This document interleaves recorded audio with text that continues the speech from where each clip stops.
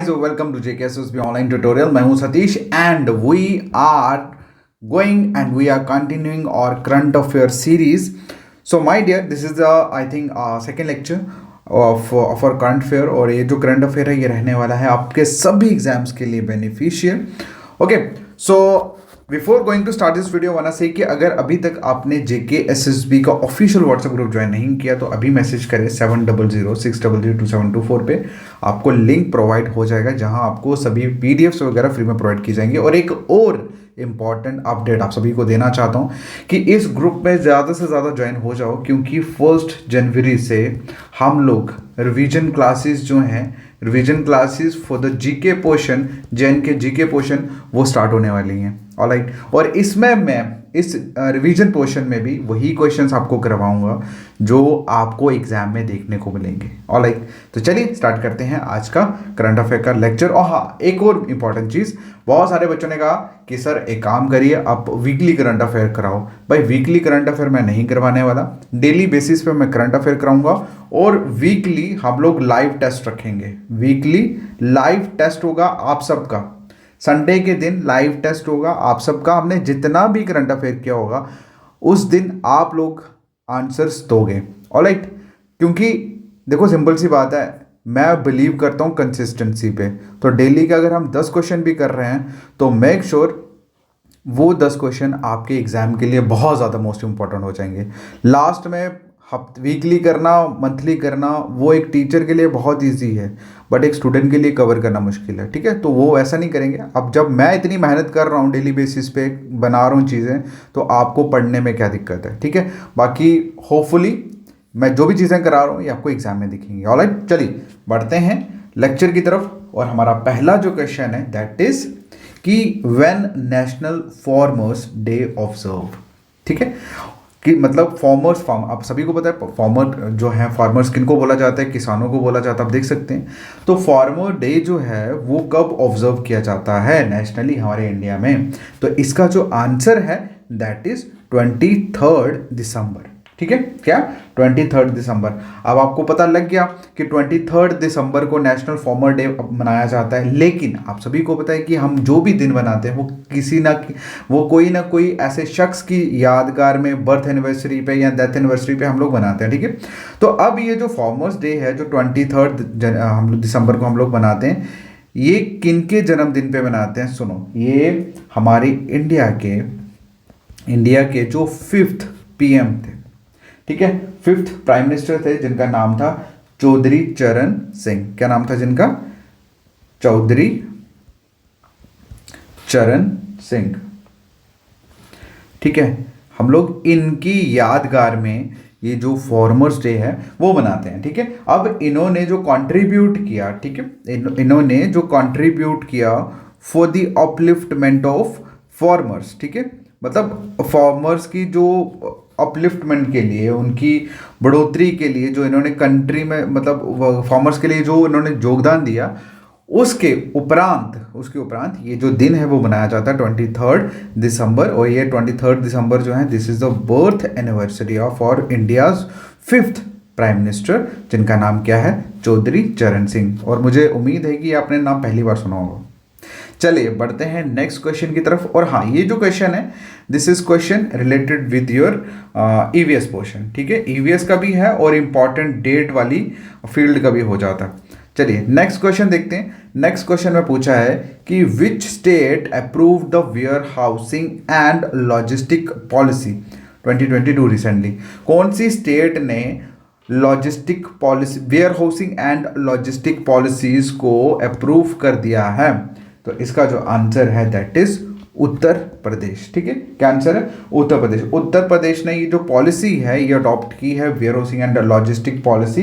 अब इसको अडॉप्ट करने के पीछे उनका जो रीज़न है, उनका रीज़न ये है कि ये जो पॉलिसी है ये स्टेट को असिस्ट करेगी किसके लिए? To reach 1 trillion economy. ठीक है, to reach 1 trillion economy. Okay, $1 trillion economy. Okay, so that's why इन्होंने ये जो मतलब ये जो अप्रोच है इसको अपनाया है. क्लियर है? आपको ज़्यादा बीच में घुसने की ज़रूरत नहीं है, ये तो मैंने सिर्फ आपको, देखो अब कोई भी चीज़ अगर कोई बंदा अपनाता है तो ऑब्वियसली उसके पीछे कोई ना कोई तो होता ही है, रीज़न तो होता ही है, और रीज़न अक्सर अपने लिए ज़्यादा होता है।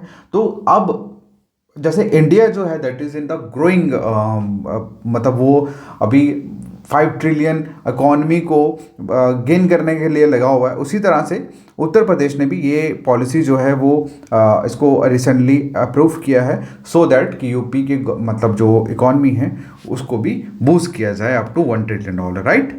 चलिए नेक्स्ट जो क्वेश्चन है that is, this is question related with your game sports, और क्वेश्चन में पूछा है स्पोर्ट्स से भी है और अवार्ड से भी है, ठीक है।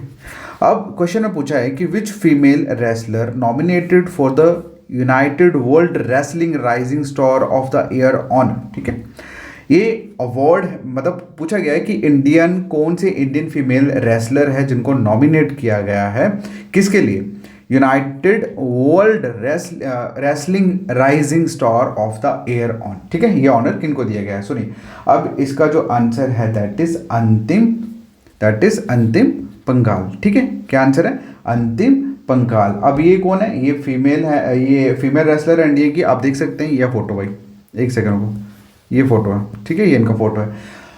अब इनको ये जो ऑनर है ये दिया है, United World Wrestling Rising Star of the year इनको ऑनर मिला है, और इनके साथ साथ ऑब्वियसली ये इंडिया से हैं, इनके साथ साथ मतलब टोटल की अगर हम बात करें तो एक पर्सन है एक जापान से है जिनका नाम है नोकोका ओजाकी, ठीक है, ये जापान से हैं। उसके बाद जो दूसरे हैं दैट इज अमित इलोर, ये यूनाइटेड स्टेट से हैं, ठीक है। उसके बाद नेक्स्ट अगर हम बात करें दैट इज ईमा मेलग्रीन, ये स्वीडन से हैं, ठीक है। उसके बाद नेक्स्ट जो है दैट इज एंड्रियो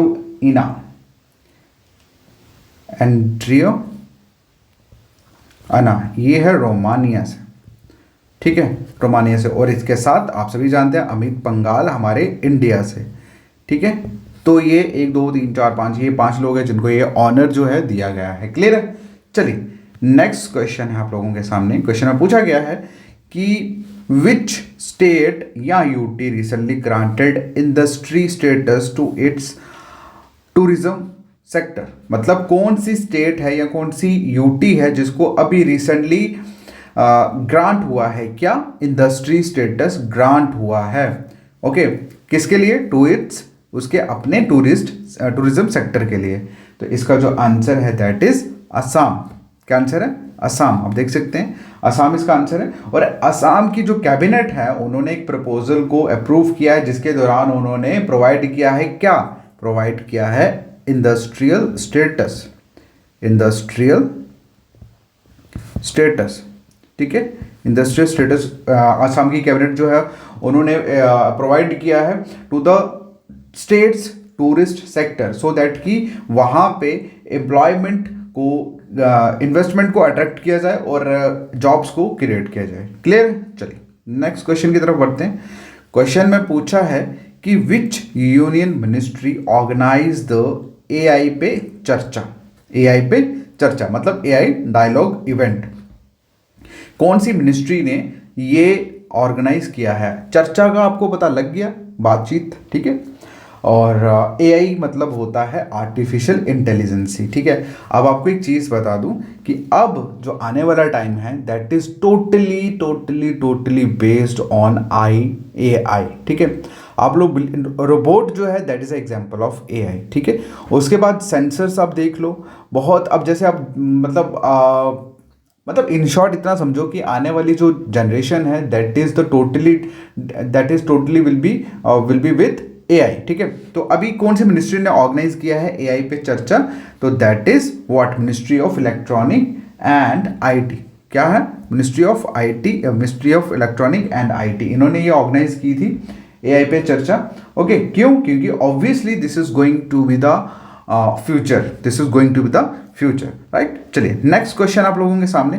क्वेश्चन में पूछा है क्वेश्चन में पूछा गया है कि which has been appointed as a next ambassador of India to Saudi Arabia. ठीक है, हमारे इंडिया से कौन से नेक्स्ट एम्बेसडर जो हैं वो अपॉइंट हुए हैं किसके लिए? सऊदी अरबिया के लिए। तो इसका जो आंसर है that is doctor Suhel Ajaz Khan. ये देख सकते हो आप पिक यहाँ पे, डॉक्टर सुहेल एजाज खान। ठीक है, अपॉइंटमेंट में से क्वेश्चन है भैया, इंपॉर्टेंट है। ठीक है, अपॉइंटमेंट में से क्वेश्चन है, इंपॉर्टेंट है। ओके, तो अभी अगर हम बात करें तो ये IFS हैं, ये इंडियन IFS हैं, किस बैच के? 1997 बैच के। ओके, और मतलब अभी रिसेंटली ये अगर हम बात करें इन सऊदी अरेबिया एम्बेसडर बनने से पहले ये किसके एम्बेसडर थे? ये इंडिया के एम्बेसडर थे, Indian ambassador to republic Lebanon. ठीक है, रिपब्लिक ऑफ लेबानन। ठीक है, लेबानन। ओके, क्लियर है? चलिए नेक्स्ट क्वेश्चन की बात करते हैं। देखो मैं थोड़ा सा आपको साथ जो एक्सप्लेन कर रहा हूं चीज़ों को, दिस इज जस्ट बिकॉज कि आप लोगों को थोड़ा सा आइडिया रहे, अदरवाइज आपको डायरेक्ट क्वेश्चन यहां से पूछे जाते हैं। चलिए, क्वेश्चन में पूछा है कि कौन सी company got approval from the central government for nasal vaccine in India. कौन सी कंपनी को सेंट्रल गवर्नमेंट ने अप्रूव दे दिया है किसके लिए? नेसल नोज वैक्सीन को बनाने के लिए। ठीक है, तो इसका जो आंसर है दैट इज भारत बायोटेक। क्या आंसर है? भारत बायोटेक। ओके, अभी बेसिकली ये मतलब हेल्थ मिनिस्ट्री ने, according to the health ministry, अब ऑब्वियसली कौन सबसे पहले कौन सी मिनिस्ट्री ने इसको किया? That is health ministry. यहाँ पे लिखना है सेंट्रल गवर्नमेंट, तो सेंट्रल गवर्नमेंट कौन सी यूनिट, कौन सी मिनिस्ट्री ने? हेल्थ मिनिस्ट्री ने ऑफिशियली नेशनल वैक्सीनेशन का अप्रूवल जो है वो दे दिया है। ठीक है, अब ये किसके लिए है? जिनकी एज मतलब ओवर द 80 ईयर्स, 18 साल से जिनका ऊपर है वो लोग इसको यूज़ कर सकते हैं। ओके, और ये ऑब्वियसली प्राइवेट हॉस्पिटल्स में हर जगह अवेलेबल रहेगी। क्लियर है? चलिए नेक्स्ट हम बात करते हैं नेक्स्ट क्वेश्चन की। नेक्स्ट क्वेश्चन में पूछा है, मोस्ट इंपॉर्टेंट क्वेश्चन है भाई। क्वेश्चन में पूछा है कि कौन सी मूवी है जिसका has been shortlisted in the best song category at Oscar 2023। Oscar 2023 में किस मूवी का गाना जो है बेस्ट सॉन्ग की कैटेगरी में शॉर्टलिस्ट हुआ है? और आप लोग फोटो देख के तो आपको पता लग ही गया होगा ये कौन सी मूवी है। ठीक है, और ये गाना भी पता लग गया होगा, ये गाना है नाटू नाटू। ठीक है, कौन सा गाना है ये? नाटू नाटू। और ये बेसिकली फिल्म है RRR। ठीक है, RRR जो है ना, ये इस मूवी का गाना है नाटू नाटू, जो शॉर्ट लिस्ट हुआ है ऑस्कर के लिए। भाई मोस्ट इंपॉर्टेंट है, एग्जाम में पूछा जा सकता है। ठीक है, अब हम बात करें, ये बेसिकली ऐसे तो ये बहुत सारे मूवीज़ में मतलब बहुत सारी भाषा में ये डब हुई, बट एक्चुअल में ये तेलुगु फिल्म है। ठीक है, कौन सी मूवी है ये तेलुगु मूवी है RRR। चलिए उसके बाद नेक्स्ट क्वेश्चन आप लोगों के सामने, नेक्स्ट क्वेश्चन में पूछा है कि कौन से इंस्टीट्यूट ने रिलीज किया है व्हाट 2022 नाइन चार्ट रिपोर्ट। कौन सी इंस्टीट्यूट ने 2022 के 9 चार्ट रिपोर्ट को रिलीज किया है? तो इसका आंसर है वर्ल्ड बैंक। वर्ल्ड बैंक ने किया है। इकोनॉमी के रिलेटेड क्वेश्चन है भैया, आप लोग देख रहे होंगे JKBSA में मैक्सिमम क्वेश्चन जो है इकोनॉमी के क्वेश्चन करंट से रिलेट होकर आए थे, तो ये उसी का क्वेश्चन है। अभी वर्ल्ड बैंक ने क्या बोलते हैं इसको, 9 चार्ट 2022 इन 9 चार्ट रिपोर्ट इन्होंने रिलीज किया है, और इन्होंने कहा है कि सिंस 1970 जो था, मतलब तब से लेकर अगर हम बात करें तो ये जो 2022 रहा है ये बहुत ही ज़्यादा मिजरेबल रहा है, बहुत ही ज़्यादा बुरी हालत की कंडीशन में रहा, जिसमें 685 मिलियन जो पीपल्स थे, 685 मिलियन पीपल जो थे वो सेवर पॉवर्टी में रहे हैं। मतलब बहुत ही गंभीर जो होता है ना, क्या बोलते हैं उसको, गरीबी में रहे हैं। और आप लोग कह सकते हैं, ये इन्होंने कहा कि ये 2020 के बाद ये सेकेंड फेज था, 2022 का सेकेंड फेज था जब इतनी बुरी कंडीशन थी। ओके, और पॉवर्टी में इतनी ज़्यादा, मतलब सेकेंड मोस्ट ईयर था जिसमें इतनी ज़्यादा रिडक्शंस थी। बट आपको ज़्यादा चीज़ें याद करने की जरूरत नहीं है इकोनॉमिकली, बस आप इतना समझ लो कि ये जो 2022 का जो 9 चार्ट रिपोर्ट था, ये किस इंस्टीट्यूट ने रिलीज़ किया था? That is world bank. Clear है? चलिए नेक्स्ट क्वेश्चन की तरफ मूव ऑन करते हैं। नेक्स्ट क्वेश्चन में पूछा गया है कि according to finance ministry latest report, what is India's gross domestic product growth in the first half of 2022-2023। बताइए भाई, फाइनेंस मिनिस्ट्री के अकॉर्डिंगली हमारी जो इंडियन जीडीपी है, इंडियन जीडीपी की ग्रोथ जो है वो पहले हाफ में क्या रहने वाली है? तो इसका जो आंसर है दैट इज 9.7। 9.7 की जो ग्रोथ है वो रहने वाली है इंडियन जीडीपी में। ओके, तो ये बेसिकली अनुमान लगाया गया है, लेट्स सी क्या होता है। सो यही क्वेश्चन थे इंपॉर्टेंट जो मैंने आपके लिए उठाए थे। हर एक सेक्टर में से मैंने क्वेश्चन उठाया है, चाहे वो इकॉनमी हो, चाहे वो गेम्स हो, चाहे वो स्कीम हो, चाहे वो क्या बोलते हैं अभी उत्तर प्रदेश ने जो क्या बोलते हैं warehousing and logistic policy को अप्रोच किया। मतलब हर तरह की फील्ड का इंपॉर्टेंट क्वेश्चन मैंने डिस्कस किया यहाँ पे, और मुझे उम्मीद है ये आपको एग्जाम में देखने को मिलेंगे। और ठीक है, और एक और चीज़ आप सभी को बता दूं कि अगर आपने व्हाट्सएप ग्रुप नहीं ज्वाइन करा तो कर लीजिए, क्योंकि अब बहुत ज़्यादा इंपॉर्टेंट चीज़ें डिस्कस होने वाली हैं ग्रुप में। Alright, thank you so much, मिलता है नेक्स्ट वीडियो में। ठीक है, बाय बाय।